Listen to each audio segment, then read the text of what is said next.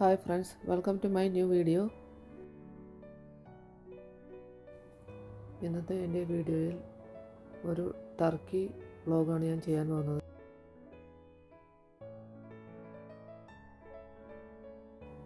ഇനി മുന്നോട്ടുള്ള കുറച്ച് വീഡിയോസ് എല്ലാം എൻ്റെ ടർക്കി ഹോളിഡേയ്സിൻ്റെ വീഡിയോസ് ആയിരിക്കും. മാഞ്ചസ്റ്റർ എയർപോർട്ടിൽ നിന്നാണ് ഞാൻ ടർക്കിയിലേക്ക് ട്രാവൽ ചെയ്യുന്നത്.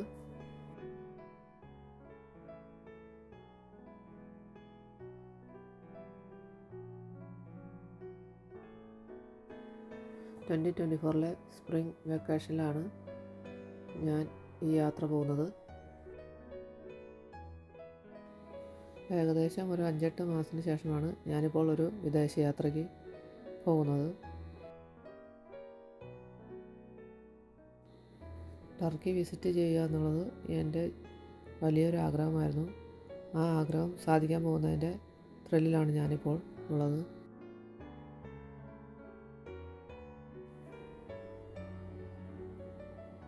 ടർക്കി ട്രാവൽ വ്ളോഗ് ഞാൻ പല യൂട്യൂബേഴ്സിൻ്റെ വ്ളോഗിലും ഞാൻ കണ്ടിട്ടുണ്ട്. അതിനുശേഷമാണ് എനിക്ക് ടർക്കിയിലേക്ക് പോകാനുള്ള ഒരു ആഗ്രഹം ഉണ്ടായത്.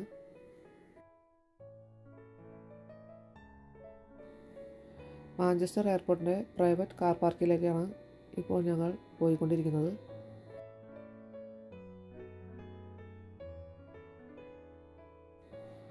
ഏകദേശം 1 വീക്ക് ഹോളിഡേ ആണ് ടർക്കിയിലേക്ക് ഞങ്ങൾ ബുക്ക് ചെയ്തിരിക്കുന്നത്.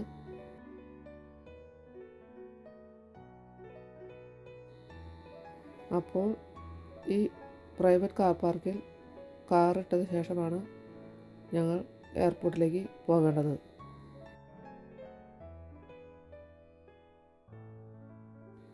ഞങ്ങളിപ്പോൾ പ്രൈവറ്റ് കാർ പാർക്കിലേക്ക് എത്തിക്കഴിഞ്ഞു.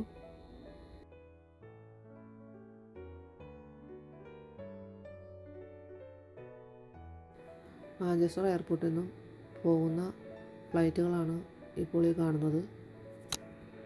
എയർപോർട്ടിൻ്റെ ഒരു 15-20 മിനിറ്റ് അകലെയായിട്ടാണ് ഈ പ്രൈവറ്റ് കാർ പാർക്കുള്ളത്.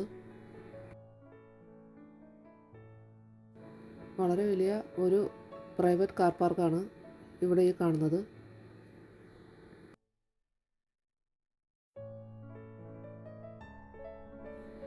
ഈ കാർ പാർക്കിലേക്ക് മാഞ്ചസ്റ്റർ എയർപോർട്ടിൽ നിന്നുള്ള ബസ് സർവീസ് ഉണ്ട്. ഫ്രീ ബസ് സർവീസാണുള്ളത്. ഞങ്ങൾ കാർ പാർക്ക് ചെയ്തതിന് ശേഷം ബസ് സ്റ്റോപ്പിലേക്ക് നടന്നു.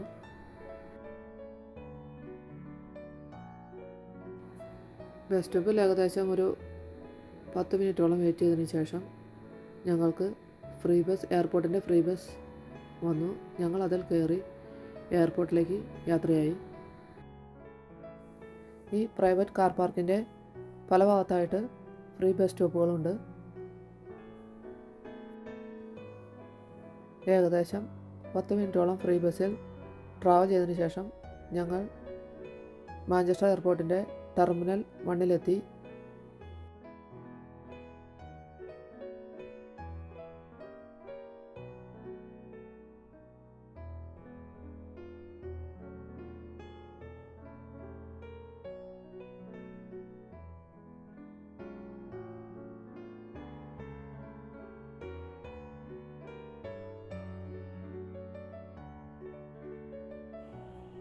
ഇതാണ് മനോഹരമായിട്ടുള്ള ടെർമിനൽ 1 മാഞ്ചസ്റ്റർ എയർപോർട്ട്.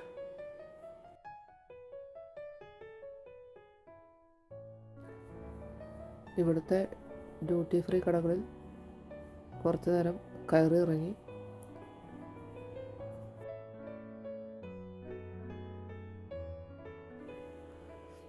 ഒന്ന് രണ്ട് സാധനങ്ങൾ ഡ്യൂട്ടി ഫ്രീയിൽ നിന്ന് മേടിച്ചതിന് ശേഷം ഞങ്ങൾ ഫുഡ് കഴിക്കുന്നതിനായിട്ട് വീണ്ടും മുന്നോട്ടേക്ക് നടന്നു.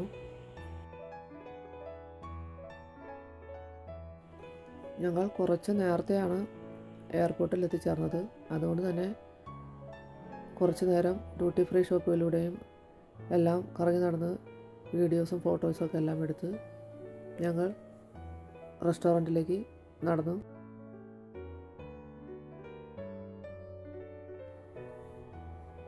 ഇങ്ങനെ ഈ ഡ്യൂട്ടി ഫ്രീ ഷോപ്പിലൂടെയൊക്കെ കയറി ഇറങ്ങി നടക്കുമ്പോൾ നമുക്ക് സമയം പോകുന്നത് അറിയുകയില്ല.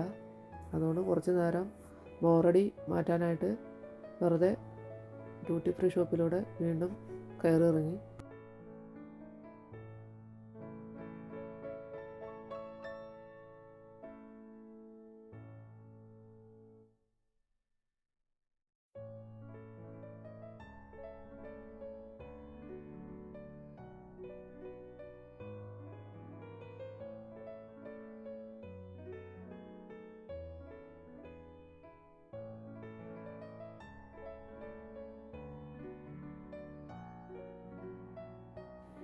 കുറച്ച് നേരത്തെ കാത്തിരിപ്പിന് ശേഷം ഗേറ്റ് ഓപ്പൺ ആയപ്പോൾ ഞങ്ങൾ ഗേറ്റ് ലക്ഷ്യമാക്കി മുന്നോട്ടേക്ക് നടന്നു.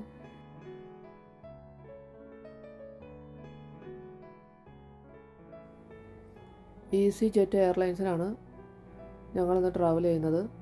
വളരെ ചെറിയ ഒരു എയർലൈൻസാണ്, ബജറ്റ് എയർലൈൻസാണ്. അതുകൊണ്ട് തന്നെ ഫുഡൊന്നും അവൈലബിൾ അല്ല. ഈസി ജെറ്റ് എയർലൈൻസ് ബോർഡിങ് തുടങ്ങി കഴിഞ്ഞു. അതുകൊണ്ട് ഞങ്ങൾ ബോർഡിങ്ങിനായിട്ട് ക്യൂവിലേക്ക് നടന്നു.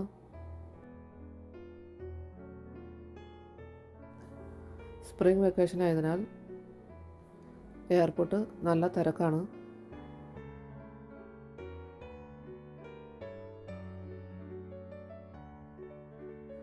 ഞങ്ങൾ സ്റ്റെപ്പ് ഇറങ്ങി ഗ്രൗണ്ട് ഫ്ലോറിലേക്ക് നടന്നു. എയറോ ബ്രിഡ്ജിൽ കൂടെയല്ല ഞങ്ങൾ ഫ്ലൈറ്റിലേക്ക് എൻ്റർ ചെയ്യുന്നത്.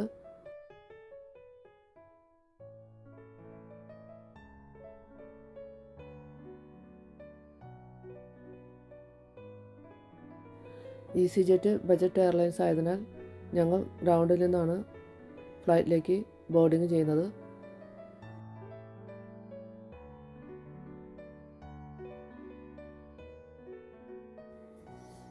ഞങ്ങൾ ട്രാവൽ ചെയ്യുന്ന ദിവസത്തെ വെതർ അത്ര നല്ലതല്ല. ക്ലൗഡി ആയിട്ടുള്ള അന്തരീക്ഷവും ചെറിയ മഴയുമുണ്ട് ഞങ്ങൾ ട്രാവൽ ചെയ്യുന്ന ദിവസം. ഫ്ലൈറ്റിലെ 3ഉം 4ഉം റോയിലായിട്ടാണ് ഞങ്ങൾക്ക് സീറ്റ് കിട്ടിയിരിക്കുന്നത്. ഏകദേശം ഒരു 4.5 മണിക്കൂറോളം യാത്രയുണ്ട് ടർക്കിയിലേക്ക് മാഞ്ചസ്റ്റർ എയർപോർട്ടിൽ നിന്നും.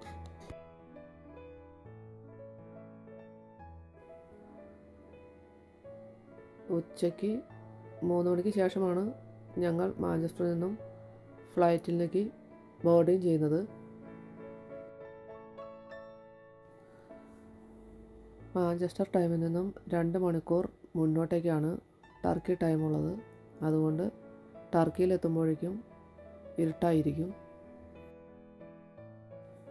ഏകദേശം 5 മണിക്കൂറോളം യാത്ര ചെയ്തതിന് ശേഷം ഞങ്ങൾ ടർക്കിയിലേക്ക് എത്തിക്കൊണ്ടിരിക്കുകയാണിപ്പോൾ.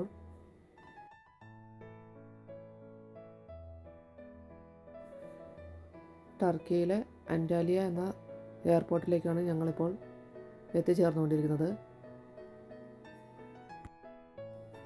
ടർക്കിയിലെ ഭംഗിയാർന്ന ഒരു നൈറ്റ് വ്യൂ ആണ് ഇപ്പോൾ ഫ്ലൈറ്റിൽ നിന്നും ഈ കാണുന്നത്.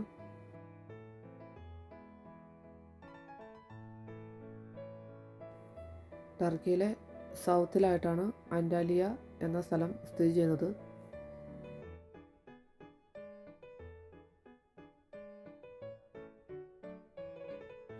ടർക്കിയിലെ ഏറ്റവും ഭംഗിയായ സ്ഥലങ്ങളിലൊന്നും, അതുകൂടാതെ ഏറ്റവും കൂടുതൽ ടൂറിസ്റ്റുകൾ വരുന്ന സ്ഥലങ്ങളിൽ ഒന്നുമാണ് അന്റാലിയ എന്ന സ്ഥലം. അന്റാലിയ എയർപോർട്ടിലെ മനോഹരമായ ഒരു സെക്ഷനാണ് ഈ കാണുന്നത്. വളരെ വലിയ ഒരു പൂൾ എയർപോർട്ടിൻ്റെ മിഡിലായിട്ട് സെറ്റ് ചെയ്ത് വെച്ചിട്ടുണ്ട്. ഇതിൻ്റെ താഴെ ടർക്കിഷ് മാർബിൾ ടൈലുകളാണ് വിരിച്ചിട്ടിരുന്നത്.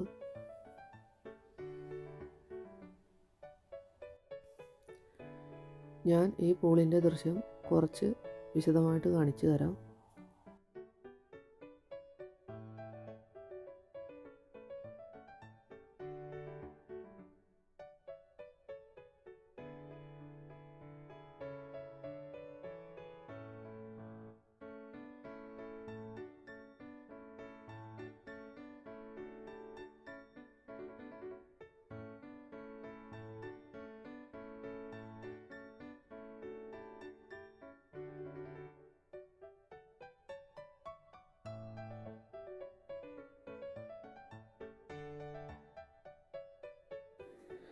ഇമിഗ്രേഷന് ശേഷം ഞാൻ ബാഗ് കളക്ഷന് വേണ്ടി താഴെയുള്ള നിലയിലേക്ക് പോയിക്കൊണ്ടിരിക്കുകയാണ്.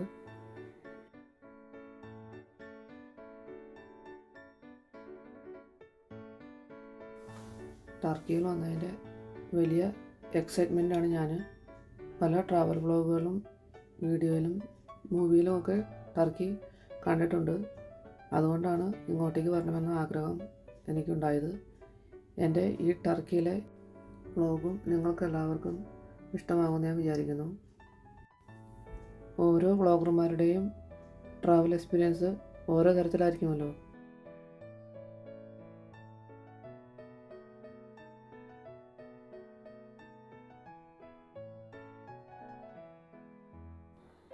ലഗേജ് കളക്ട് ചെയ്തതിന് ശേഷം ഞങ്ങളിപ്പോൾ പുറത്തേക്ക് അന്റാലി എയർപോർട്ടിൻ്റെ പുറത്തേക്ക് പോയിക്കൊണ്ടിരിക്കുകയാണ്.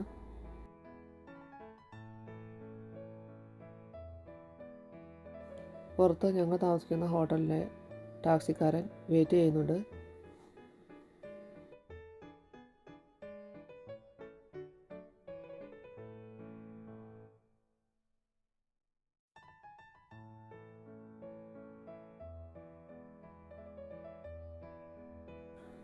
ഞങ്ങളാണ് ആദ്യം ടാക്സി സ്റ്റാൻഡിലെത്തിയത്. ഞങ്ങളെ കൂടാതെ കുറച്ചധികം വേറെ ടൂറിസ്റ്റുകളും ഈ ആളുടെ ടാക്സിയിൽ കയറാൻ വെയിറ്റ് ചെയ്യുന്നുണ്ട്. അവർ കൂടി വന്നതിന് ശേഷം ഞങ്ങൾ ഹോട്ടലിൻ്റെ ടാക്സിയിൽ ഹോട്ടലിലേക്ക് ഞങ്ങൾ യാത്രയായി.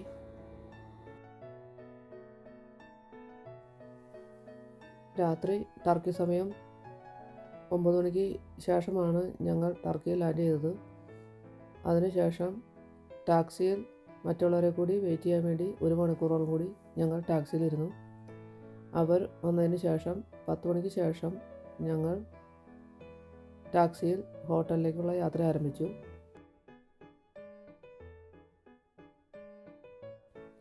ടർക്കിയിലെ നൈറ്റ് വ്യൂ കാണാൻ നല്ല ഭംഗിയാണ്. നല്ല ഭംഗിയുള്ള മോഡേൺ ബിൽഡിങ്ങുകളും അതുപോലെ തന്നെ ട്രഡീഷണലായിട്ടുള്ള ഓട്ടോമൻ സ്റ്റൈലിലുള്ള ബിൽഡിങ്ങുകളും രണ്ട് സൈഡിലും നമുക്ക് കാണാനാകും. ഏകദേശം 1 മണിക്കൂറിലധികം ട്രാവലിങ്ങുണ്ട് ഈ ടാക്സിയിൽ ഹോട്ടലിലേക്ക്. ഫ്ലൈറ്റിൽ ബജറ്റ് എയർലൈൻസ് ആയതിനാൽ വളരെ ലൈറ്റായിട്ട് മാത്രമേ കഴിച്ചിരുന്നുള്ളൂ. അതുകൊണ്ട് പോകുന്ന വഴിയിൽ കടയിൽ കയറി കുറച്ച് ഫുഡ് മേടിച്ച് ഞങ്ങൾ കഴിച്ചു.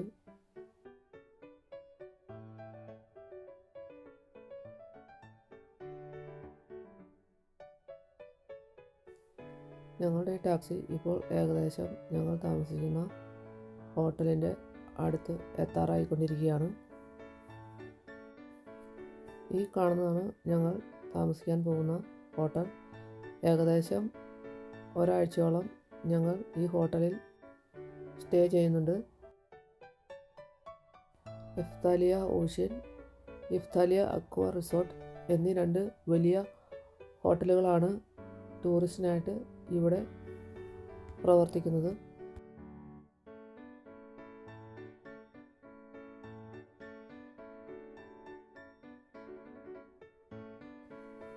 ആയിരത്തിലധികം ബെഡ്റൂംസ് ഉള്ള ഒരു ഹോട്ടലാണ് ഇഫ്താലിയ അക്വ റിസോർട്ട്.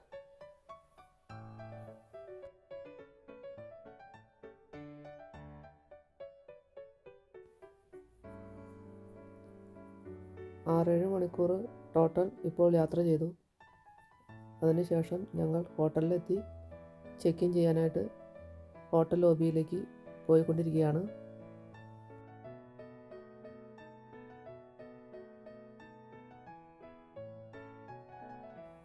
ഞങ്ങൾ താമസിക്കാൻ പോകുന്ന ഹോട്ടലിൻ്റെ പുറത്തെ സൗകര്യങ്ങളാണ് ഈ കാണുന്നത്.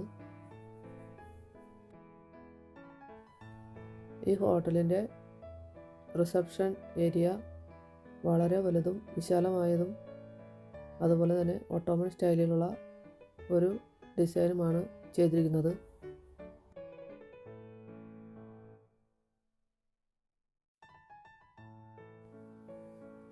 വളരെ ഭംഗിയേറിയ സീറ്റിംഗ് സെറ്റിങ്സും അതുപോലെ തന്നെ ലൈറ്റിങ്ങും വളരെ മനോഹരമായിട്ട് ആണ് ഈ റിസപ്ഷൻ ഏരിയയിൽ അറേഞ്ച് ചെയ്തിരിക്കുന്നത്.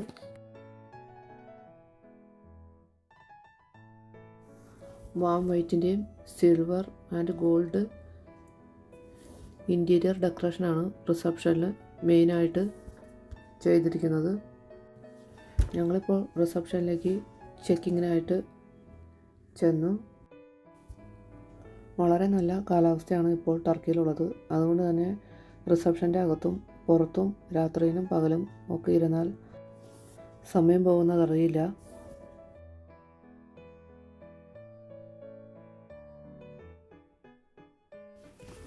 റൂം ചെക്കിംഗ് ചെയ്തതിന് ശേഷം ഞങ്ങൾ ഫസ്റ്റ് ഫ്ലോറിലേക്കുള്ള റൂമിലേക്ക് ലിഫ്റ്റിന് കയറി.